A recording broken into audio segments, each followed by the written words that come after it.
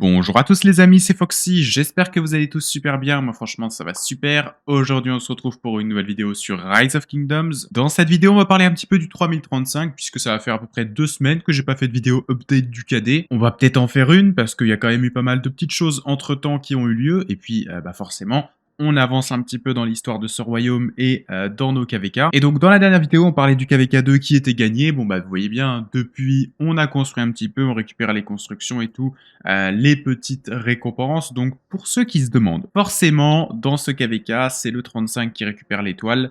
On a fait du coup des partages avec les alliés. Il y a eu pas mal de fights et dans le même temps pas beaucoup de fights. C'était vraiment du fight intense mais compressé sur des jours. Donc il y a eu pas mal de fights pendant un jour et quelques heures, et ensuite ça s'est calmé, et c'était plus que des petits fights un peu par-ci par-là pour Zéro Devil, ou tout simplement aller en fait envahir les zones comme la Havane ici, qui n'était pas du tout défendue. Honnêtement, il n'y avait aucune défense, c'était gratuit. Et donc tous les KD ont pris les bâtiments, ça continue, il reste exactement 4 jours avant la fin de notre KVK, et il reste la chose qui va nous intéresser le plus, tout simplement environ 8 jours, 9 jours même, avant l'ouverture de la migration dans le 35. Donc comme vous pouvez le voir, on a 1146 inscrits sur la page de ce royaume. On a dépassé d'ailleurs les 200 jours récemment d'existence, hein. Quand on regarde depuis combien de temps on est dans ce KD, ça fait un petit peu plaisir. Et dans notre KVK, du coup, il y a beaucoup de royaumes qui ont perdu leur titre d'impérium, notamment le 36 et le 45, et par contre le 46 et nous, on a conservé notre titre d'impérium. Il me semble que notre top 300, il se situe un peu plus au-dessus de 13 milliards, quelque chose comme ça. Et bientôt, on va rentrer du coup en saison 3, lorsque ce compteur de migration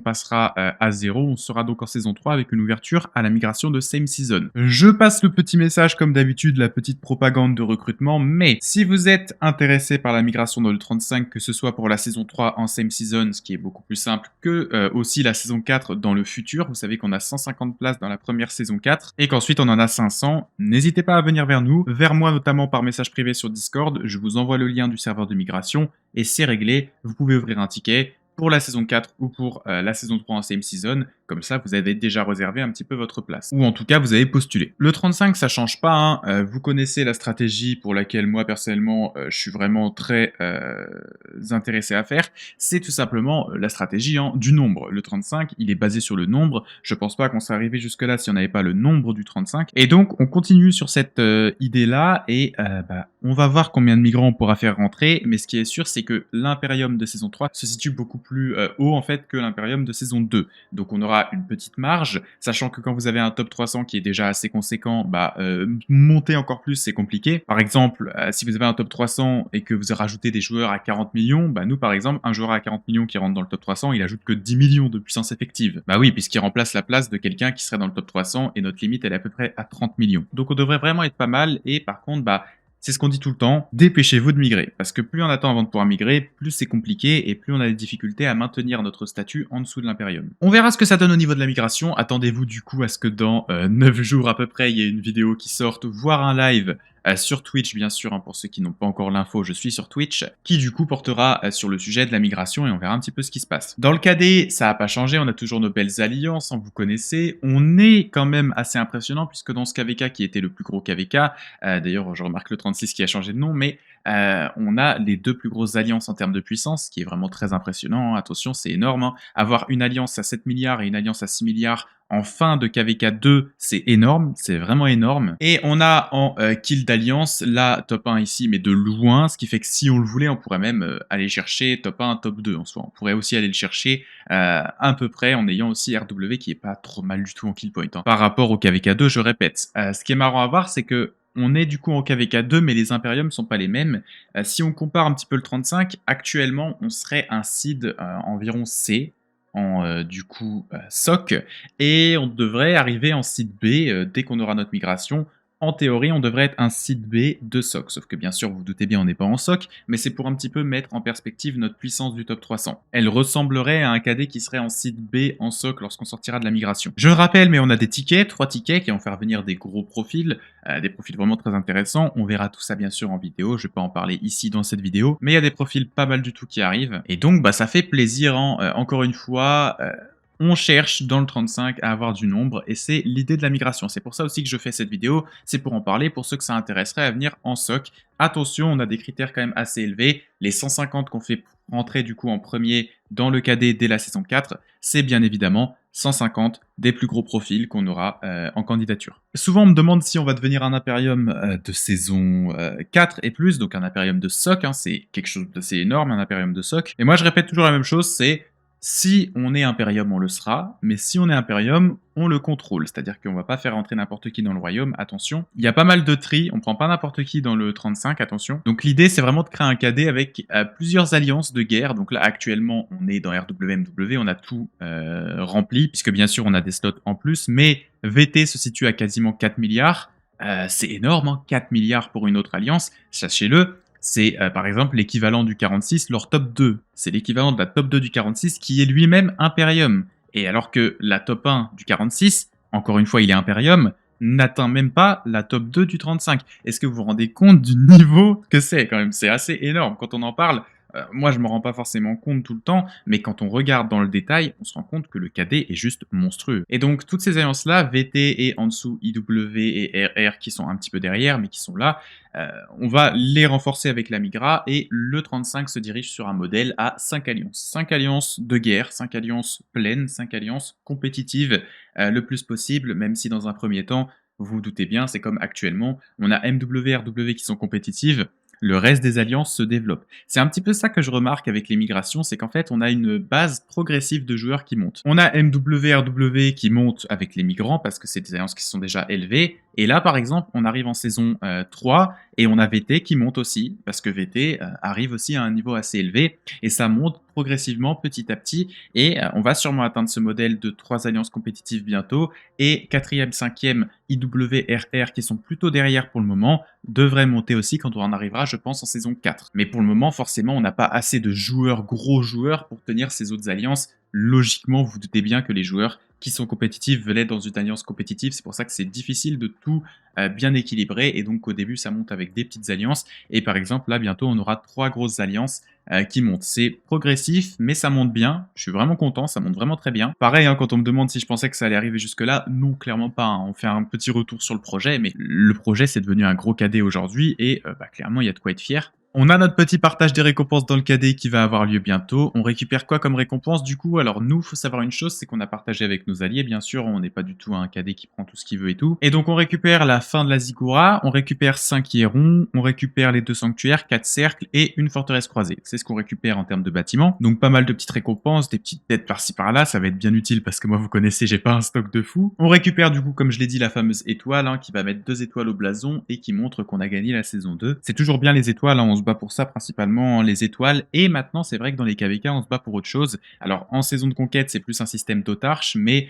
en saison 2, saison 3, saison 1, la saison 1 s'il n'y a pas encore ces récompenses dedans, mais en tout cas en saison 2 il y a, on récupère ce petit coffre spécial contenant des inscriptions légendaires qui sont vraiment pas mal, et donc j'ai vraiment hâte de l'obtenir. C'est vraiment utile, et ça va être utile pour la suite bien évidemment de récupérer ce type d'inscription. Hein. Vous doutez bien que si votre royaume en récupère plein, des trucs comme ça, au fur et à mesure du temps vous allez devenir de plus en plus compétitif. Ça fait partie de l'équipement qu'il faut sur vos plus gros joueurs, parce que si vous n'avez pas ce type d'équipement, vos ralliements ne sont pas compétitifs, vos garnisons ne sont pas compétitifs, et si vous tombez face à un KD qui gagne ses KVK et qui récupère ça plusieurs fois et qui en a plein sur ses armements, alors que vous avez perdu tous vos KVK, vous arrivez à un niveau où ça devient compliqué. Et d'ailleurs, c'est vrai que ça, c'est un petit peu spécial, hein, mais quand on regarde un KD, si votre KD n'en gagne pas de temps en temps, sur le long terme, si vous restez dans votre KD et que vous avez toujours la même base de joueurs et que vous n'avez pas de migration qui viennent avec ce type d'inscription, vous perdez en compétitivité. C'est important de le dire, et c'est pour ça qu'il faut faire très attention avec ce type d'objet, parce que c'est vraiment très important de le récupérer de temps en temps au moins. Pas forcément gagner tous vos KVK, c'est compliqué, mais les récupérer, c'est mieux. En tout cas, si vous gagnez tous vos KVK, c'est la meilleure des choses à faire. Donc on verra la suite, mais j'espère qu'on va pouvoir en récupérer pas mal. En tout cas, j'ai pas trop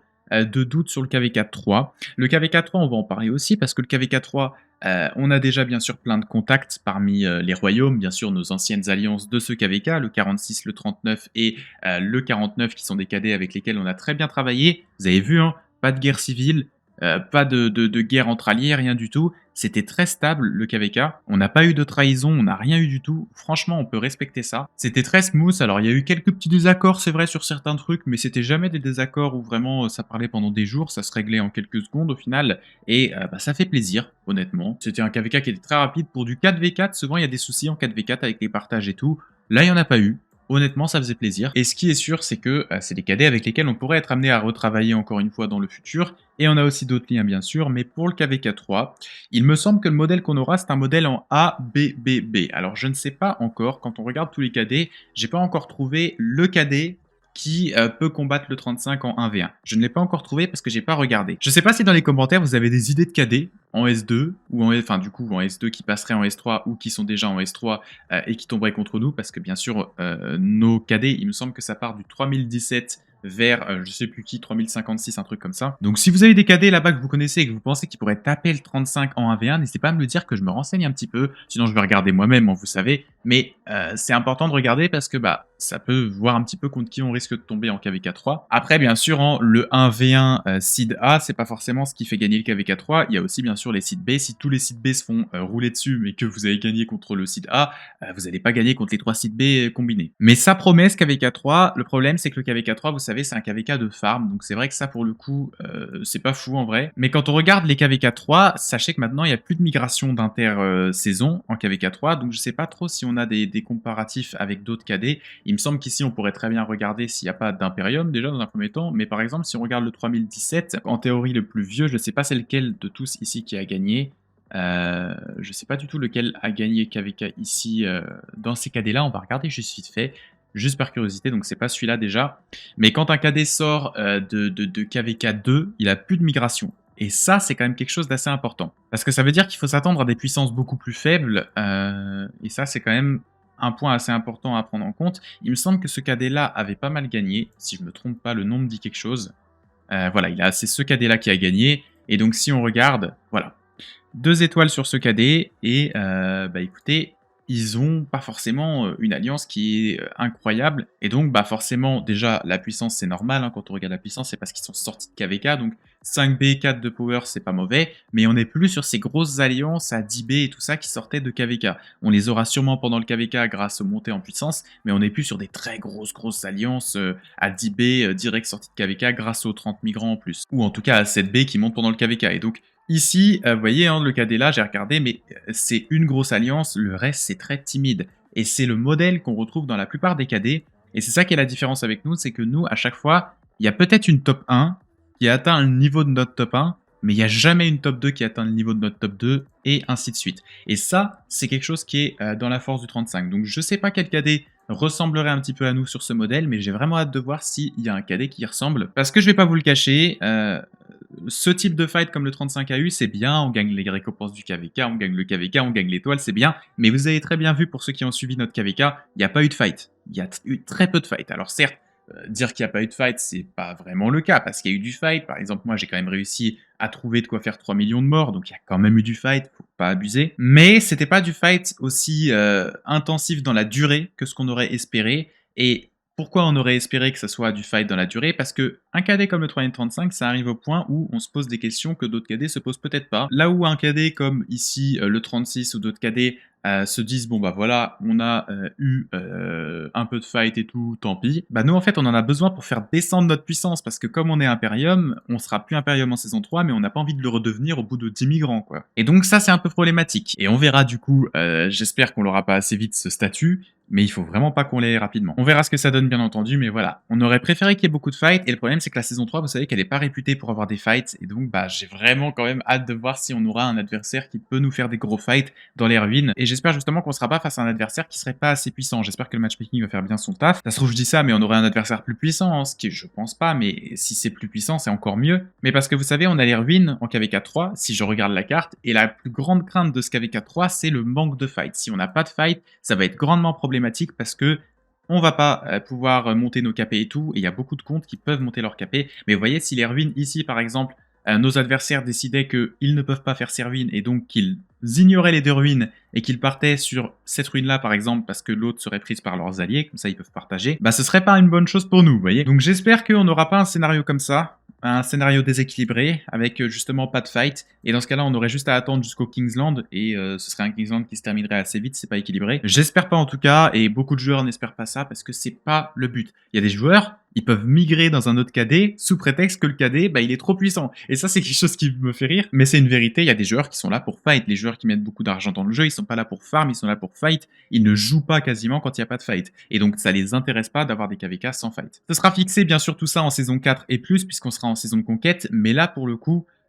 pour le moment, on n'a pas trop de fight. Donc c'est à peu près ce qui se passe dans le 35, honnêtement. On attend cette migration, on attend de voir si on conserve ce statut d'Imperium, on attend de voir notre draw de KVK 3 qui arrivera du coup dans 2 semaines à la fin du KVK 2. Niveau classement d'honneur, ça a donné ça, si vous voulez regarder. Je dis ça a donné parce qu'il reste que 4 jours, donc ça va pas trop bouger. Attendez-vous à un hôtel en plus peut-être, et c'est tout. Quelques ruines, et voilà. Donc on a de belles alliances ici. C'est quand même assez important de noter ici les RW, hein, qui sont ici dans le top, mais sachez-le, ils n'ont pas d'hôtel. Ça veut dire qu'ils conservent une place quasiment proche des 2 premières alliances ici après nous, tout en n'ayant aucun hôtel. Et ça, c'est quand même très important à noter. Ça montre vraiment l'activité. Et pareil, Royaume, vous voyez, on est quand même pas mal devant. On n'est pas non plus à des niveaux de fou comme des Imperium de SOC, mais on a quand même un petit niveau d'activité qui est quand même sympa. Et sachez-le, notre base de joueurs, il y en a beaucoup qui n'ont pas beaucoup de points d'action, qui n'ont pas de quoi farm les barbares et tout ça. On a toujours cette partie de joueurs qui restent derrière dans leur côté et qui cherchent pas trop à faire le KVK, à faire l'honneur. On monte avec le temps, mais ça prend du temps. Niveau classement individuel, ça donne ça. Donc vous avez un petit peu les royaumes, ça peut vous intéresser. Pas mal de joueurs du 35. Bien entendu, c'est logique. Et donc, vous voyez, hein, on a quand même vraiment pas mal de joueurs du 35 qui sont dans ces classements. Moi, j'ai fait un petit top 71, je ferai pas plus que ça parce que j'ai pas les points d'action pour, mais vous avez vu, c'est pas compliqué en soi hein, de faire un top honneur ici, même dans un KVK Imperium. Petit skin à aller récupérer qui est pas mal de santé, hein. La défense on s'en fout, c'est pas bon avec les stats, mais le healing speed est vraiment pas mal sur ce skin. Et moi bien sûr je vais récupérer ici mes petites troupes et je vais aller mendier dans l'alliance pour récupérer 10% ici de tickets avec des gens de chez nous qui dépensent de l'argent. Parce que bon, le bundle, voilà, sans commentaire. On a la chronique ici, des petites têtes à les récupérer, mais sinon sans plus. Voilà pour le 35, voilà pour la petite update, pour ceux que ça intéressait, pour ceux qui voulaient voir dans quelle direction on se dirige. Mais moi, ça me fait super plaisir de voir comment ça évolue et clairement, on est sur une situation qui est vraiment pas mal. J'espère en tout cas que cette vidéo vous aura plu. Encore une fois, si ça vous intéresse de migrer dans le 35, n'hésitez pas à me contacter directement par message privé sur Discord avec des infos sur votre compte, etc. Je vous répondrai assez vite. Quant à moi, je vous dis à très bientôt pour une nouvelle vidéo. Salut tout le monde, c'était Foxy. Si la vidéo t'a plu, n'hésite pas à t'abonner à la chaîne et à activer la cloche des notifications, ça m'aide énormément et je t'en remercie. Tu peux aussi aller jeter un coup d'œil à ma chaîne secondaire Foxy Battles sur laquelle je poste régulièrement des replays d'Arc d'Osiris et de KVK.